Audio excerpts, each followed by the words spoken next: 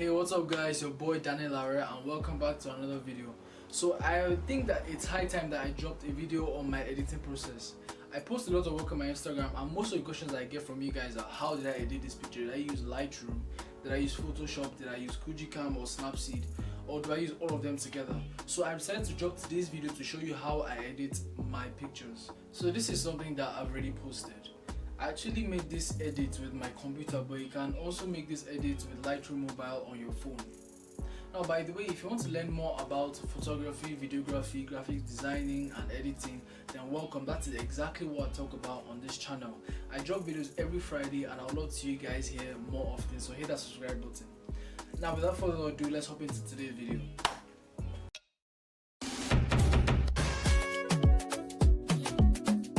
So guys, this is the image I'm working on today. This is a picture that I took 2 Sundays ago, and it was taken by my friend Iko. I'm going to leave his Instagram in the description below.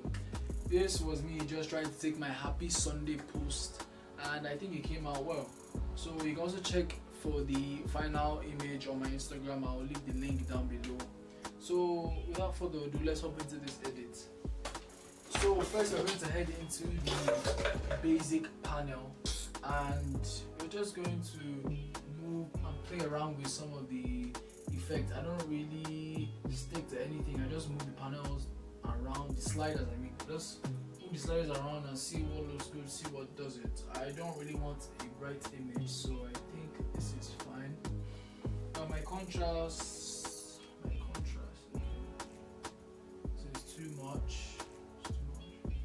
I think 9 is fine. 9 should be fine. Because the reason why I'm not adding too much contrast to this image right now is because I'm still going to get into the S-curve and add that contrast, so I don't want it to be too much.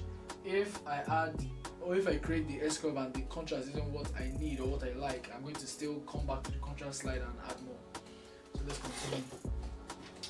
So for the shadows, I'm just going to play around with this to see what looks good. I think I'll just leave the shadows on its own. Maybe I'll come back to it.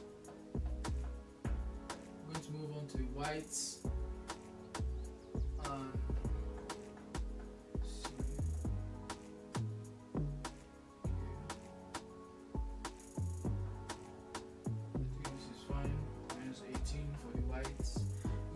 Blacks, and I'm just going to increase the blacks by 30. Okay, clarity, we're going to add just a little. I don't want the image to look too, I don't know how to say it. I don't want the image to look too hard. I don't know if that makes any sense. I want the image to like look soft.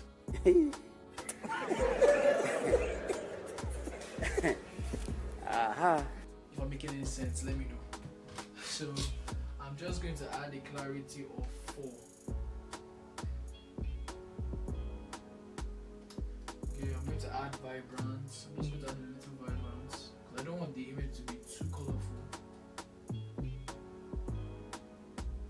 Okay, and I'm going to take down saturation a little bit.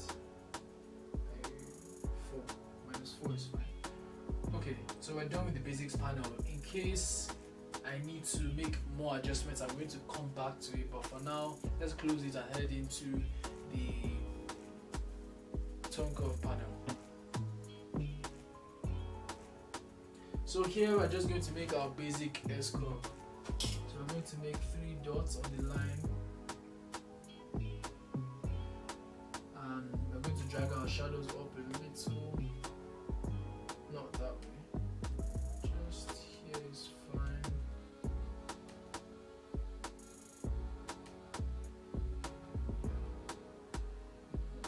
Well,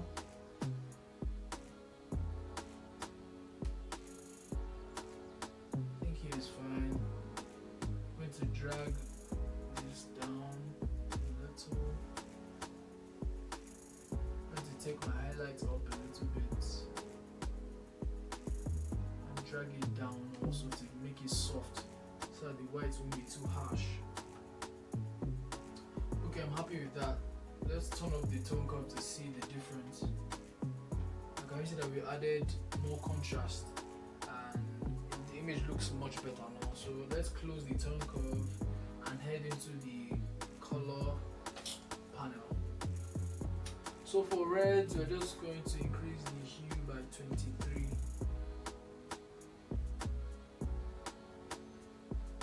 I think the saturation is fine, the luminance is okay. There isn't too much red in this image anyway, so I'm just going to leave that there. We're going to move to orange. Most of the time in photography, especially when you have subjects in there, orange controls the skin tones. Like your skin might not be orange, but when editing pictures, if you control orange, you see that it's your skin color that changes. So if I take the saturation of orange down, you see that my skin has turned to black and white. It's not black, I mean. So we're just going to reduce the saturation of my skin by 5, -5. Like I said, I don't want this image to be too colorful. We are going to reduce the luminance of my skin by just -2.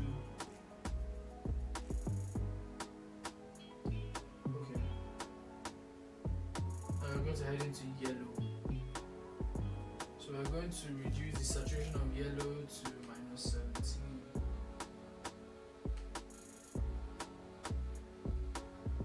And we're going to increase the luminance to 18. Now we're going to head into green. Now as we can see, there's a lot of green in this image from the trees around me and the grass. So this is where you see the major change in this image. We're going to take the hue of green to -100. Now you can see the difference. So if you take it back, you can see I've changed the image completely, and now it looks more like the image I was trying to get to. So I'm just going to take the hue of green down to 100, and we're going to take the saturation up by 10. Then we're going to increase the luminance, that's how bright it is, by 53.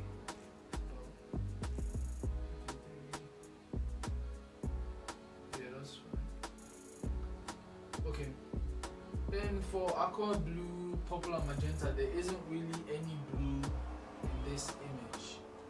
You know, there isn't really any blue, any purple, so we're just going to leave that there. We're going to close this panel and we are going to head into the detail panel. Now we're going to increase the sharpness by 50, around 50. That's where I like to take my sharpness to around 50, 54. That's fine. And with this window, you can actually see in detail how sharp the image is up close. So you won't over sharpen your image. I'm going to take this to my watch. And we can see that, okay, fine, the image is really sharpened, but that's what you have noise reduction for. We're going to increase the noise reduction by 24 to soften the sharpness. Okay, alright, that's fine. Then we're going to close the details panel and head into the effects panel and give this image a little vignette, about -10. I know it's really subtle, you can't really see the vignette, but -10 is fine. I don't really want it to be that visible. Now, one thing that I like doing when I edit pictures, especially when I'm outdoors or if there is a contrast between the shadows and the highlights, is I like creating an even higher contrast between the two elements, the highlights and the shadows. So what I'm going to do is I'm going to put a graduated filter over the shadows or the side where the shadows are coming from to make it darker so that there will be more contrast. So we're going to tap on the graduated filter here. I'm just going to drag from the right side to the left.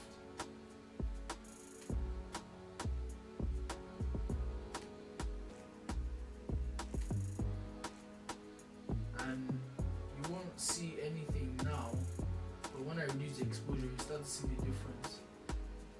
Now can you see it? If I take it down, it's like this. So now I have full control of this area that I've covered with the filter. So I'm just going to reduce the exposure a little, just a little to create more contrast.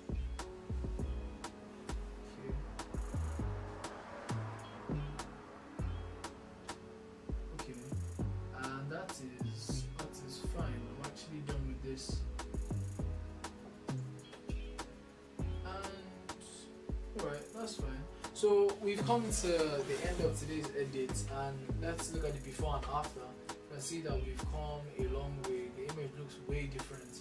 And what I did was I actually made this a preset so that I don't have to try and remember how I made this image all over again. Whenever I go outside to take pictures in this kind of environment on Sundays, I can just slap on the preset and I can edit the picture in less than 5 minutes. So let's look at another picture that I took that day, and we'll just slap the preset on.